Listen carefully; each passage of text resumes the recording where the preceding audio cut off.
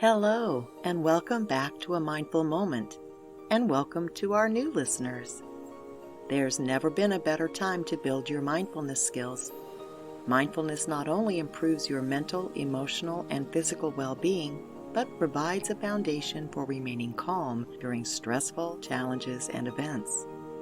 Through mindful thoughts and actions, we can do more than just survive these challenges. We can continue to thrive. The key to becoming more mindful is simply practice. We hope this podcast will provide you with knowledge, inspiration, motivation, and helpful strategies to cope with current events. Working together, we can not only get through any situation, but can learn and grow from the experience. So, let's get started. I think today we should start by taking a nice deep breath in through the nose and then exhale by sighing with relief. A really big sigh. Ready? In.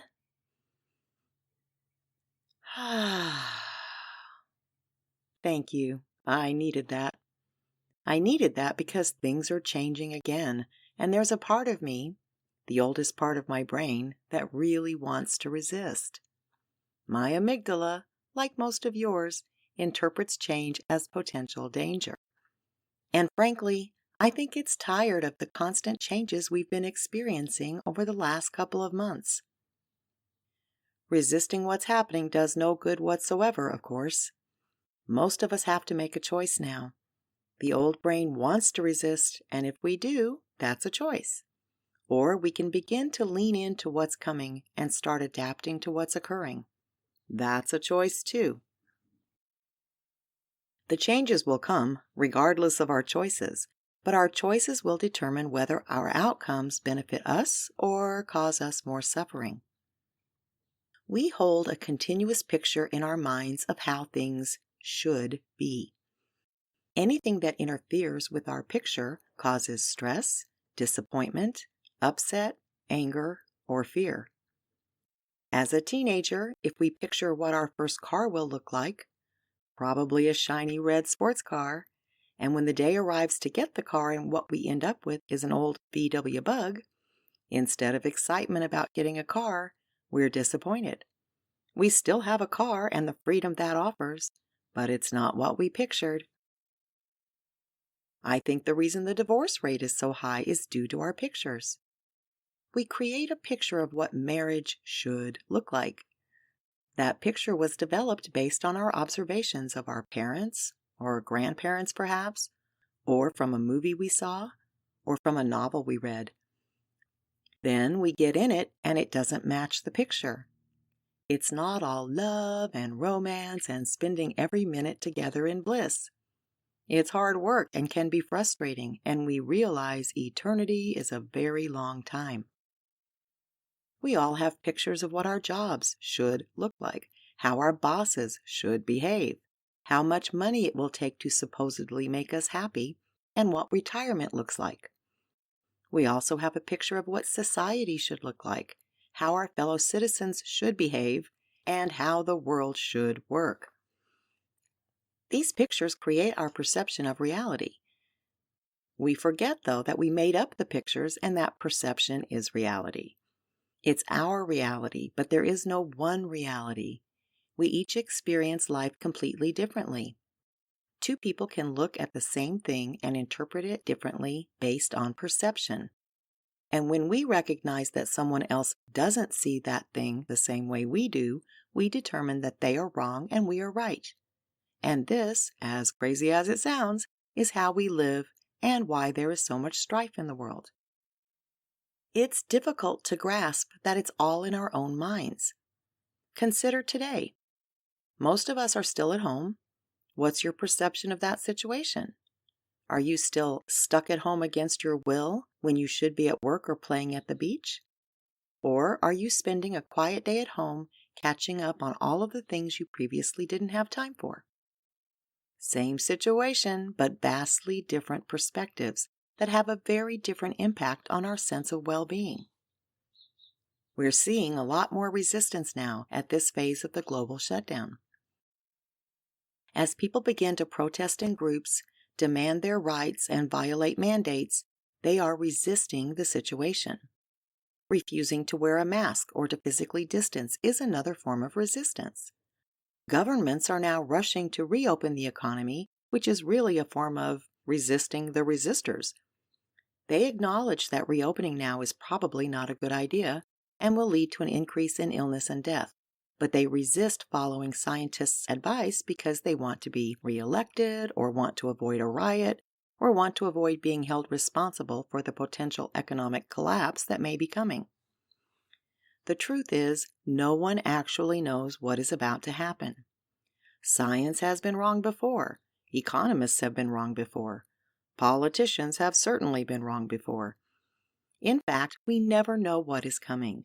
We only think we know because of our pictures. Our perceptions create our reality. What all of these people we see on the news are really resisting is change. I don't think most of us have even really grasped the magnitude of change that is occurring right now. Most of the changes we're facing are not really due to the pandemic. We were already heading for these changes on a massive scale, but at a much, much slower pace. The pandemic simply sped up the process dramatically. We've known for some time that artificial intelligence was going to change the way we live and work. We knew remote work was going to become the norm at some point because it's much more efficient and less expensive than millions and millions of people going someplace else to do their jobs. We knew that economic disparities were reaching a breaking point. We knew that at least in the United States, our healthcare system, our education system, and our government structures were crumbling. We knew that homelessness and food insecurity were continuing to increase across the globe. And we knew that we were facing dire environmental consequences from continuing to live the way we were living. Most of us knew it, but kept it somewhere in the farthest reaches of our minds because it was too overwhelming to keep in the forefront. Then the pandemic hit and brought all of these facts into startling focus. Now we have to choose. Resisting what's coming means we want things to go back to the way they were. Many of us don't want to have to learn new skills, consider career changes, or alter our lifestyles. We want to keep the picture of our life the same. All of this doesn't match our picture. Exacerbating this uncomfortable condition is that we don't have a new picture to replace our current picture. All we can see now is massive unemployment, thousands of businesses shutting down, millions of people getting sick, and an alarming lack of leadership telling us how to put our lives back together. But we can choose how we want to live and who we want to be. As governments open up the world again, we can choose how far we're willing to step out into it and when. We can consider whether our careers can continue in some semblance of their former state or whether it's time to make a change. We've basically been given a big do-over, whether we wanted it or not. We can choose to take advantage of that or not. In other words, we can decide to change the picture in our minds or not. I am not implying that this is easy by any means. I've been going through it myself over the past 2 months, and it's challenging. My mind first wanted to wait and see if I could go back to the way things were. But that's just not realistic. My career until March 19th here in LA largely included conducting live, interactive workshops to help groups learn how to get along with each other and be successful. It was conducting leadership retreats in conference centers and hotels. It was conducting one-on-one coaching sessions in person. It was facilitating group meditations. It was occasional speaking engagements at conferences.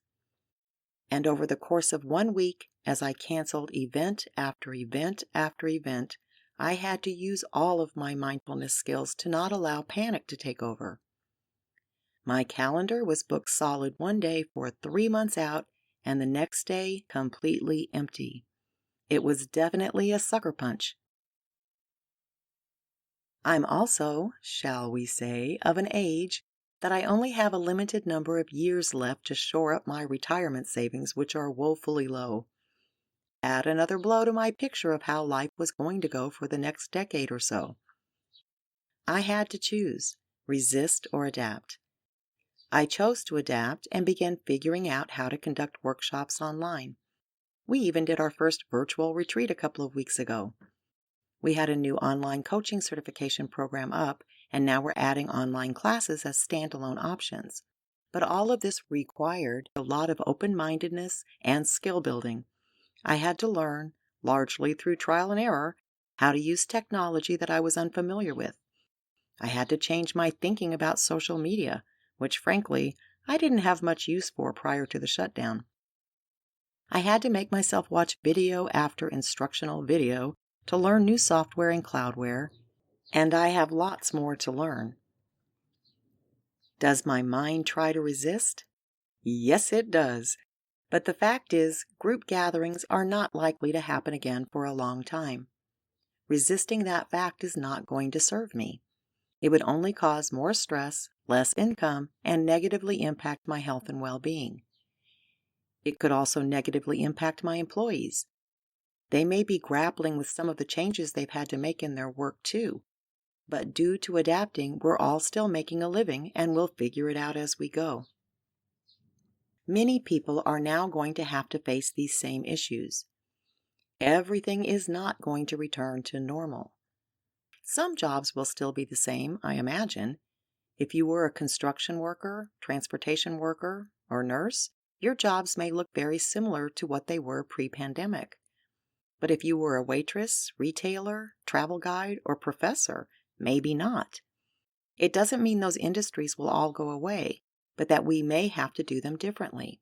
And that may mean learning new skills as quickly as possible to ensure that we have the best chance of recovering economically once the time comes. Most importantly, however, is the fact that we first have to change the pictures in our minds. I think that picture will be our biggest challenge. Do I like teaching online as much as in person? No, it's not the same at all. I was energized by other people's energy at my events. We played games, laughed, sang, danced, cried. It was very experiential and motivating. Now it's a flat screen where most people are dead silent and I feel like I'm a goldfish in a bowl with 100 faces staring at me from small boxes on my monitor. A weird thing buoyed my mood about it, however. Late-night talk shows. Turns out they had the exact same problem and are still struggling with how to be funny and clever without an audience. So I felt validated. This feels hard. I also realized that if I wasn't comparing it to what it was like before, it's actually fine. I'm still getting my message out, and now I don't have to make 1,000 copies of handouts, pack bins with games, chimes, buzzers, and giveaways, struggle to load all of that stuff in my car each morning, and then spend 15 hours a week sitting in traffic. I'm also not physically exhausted by the end of my workdays anymore. I do have Zoom fatigue, for sure, but that's something I can probably improve as I tinker in this new virtual world. The point is, it's different, but not necessarily worse than it was. The truth is, no one knows exactly what is going to happen. Perhaps there will be a miracle vaccine within months. Perhaps the virus will die out sooner than expected. Perhaps going back out into stores and restaurants won't cause a spike in illness and death. I hope all of that is true, but my mind is now resisting going back out too soon. As I'm slowly continuing to change the picture in my mind, I recognize that I need to be mindful in remembering that my picture and my feelings are my perception, but not someone else's reality. I can choose for myself, but not for other people. Most people are going to have to make at least some changes as they reemerge from their homes. At a minimum, most will need to adjust the pictures in their minds so as not to create a self-sabotaging barrier to both economic recovery and to enjoying life beyond the walls of our own homes. Our old jobs and activities may look and feel different, but it doesn't have to be viewed as negative. Just different. Over the next few days, start to take some time to consider what you want. Mindfulness includes space between our minds and emotions. Try to step out of an emotional response and just neutrally observe your life as it was, perhaps last November or December. What did you like about it? What did you hate about it? Start a list identifying those factors. I think it's also important to write down your top 3 values on this list along with your top priorities. Just get it all down on paper in some form and then start tinkering around. Do a little visioning or daydreaming about what you'd like your life to look like now. It will take longer than a few days to shift the pictures in our mind and to come up with a strategy for re-entering and navigating in the world again. But the amazing way our brains work is that once you start writing ideas down, your brain will keep working with them, thinking of examples and scenarios. You'll get a sudden insight while taking a shower, assuming you're still taking showers. You'll notice new information related to what you've written down while online or watching TV and think, what a coincidence. Only it's not really. It's your brain issuing the command to look for what you've deemed important by writing it down. Now, if the thought of all of this overwhelms you, just stop, relax. You don't have to do this yet if you're not ready. Forget making lists and tinkering and envisioning. But you can definitely start thinking about it. You can begin the undoing of the current picture in your mind and accept that you might have a new picture or even a blank canvas, if only temporarily. The most amazing thing of all is that we're still here. We're still going, and we will get through this. We are resilient by nature. That's how we've survived this long. And we'll continue to survive, even though we may have challenging experiences. The key to happiness and ultimate health, however, is to thrive. And we can do that too, by being mindful, open to new ideas, and by being willing to do whatever needs to be done for our new realities to emerge.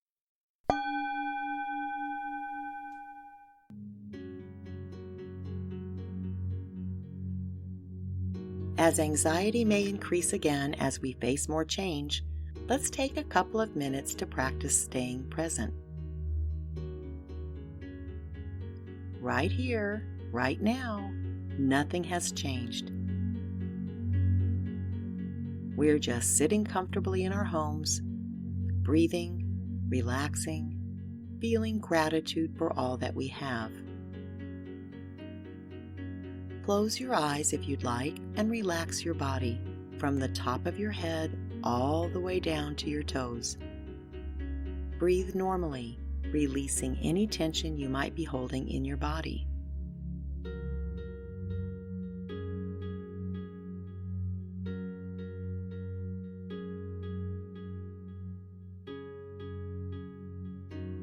Picture the sky outside on a sunny day. Brilliant blue, perhaps with a few puffy white clouds drifting by.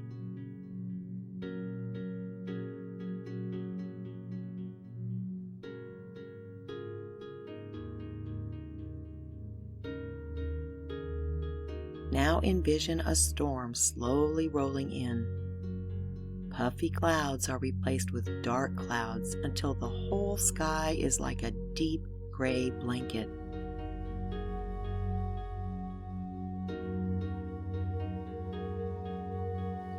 Perhaps there is lightning and thunder, and a pouring rain is released from the clouds.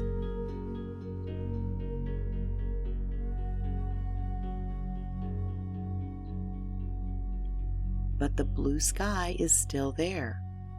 It hasn't gone anywhere. It's just above the dark gray blanket. We simply can't see it in this moment.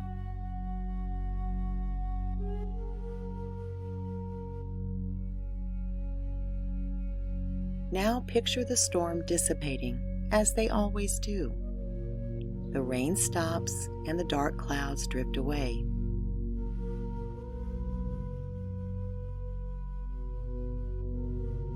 The blue sky and brilliant sun begin to peek through.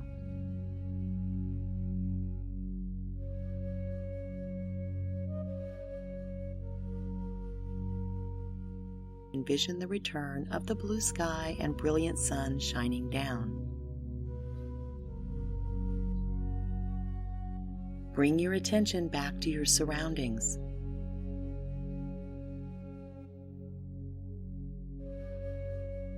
Remember that changes come and go. They pass by like the clouds in the sky. Sometimes they may feel scary or threatening, but they always pass.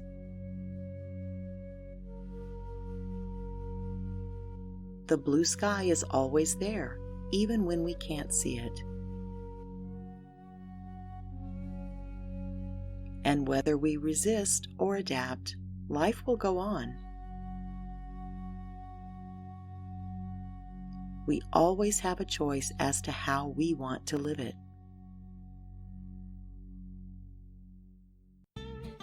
Life offers too many rich opportunities to just survive it, even during challenging times. Our intention is to support you in thriving through a life of purpose and meaning. Until next time, remember to be mindful.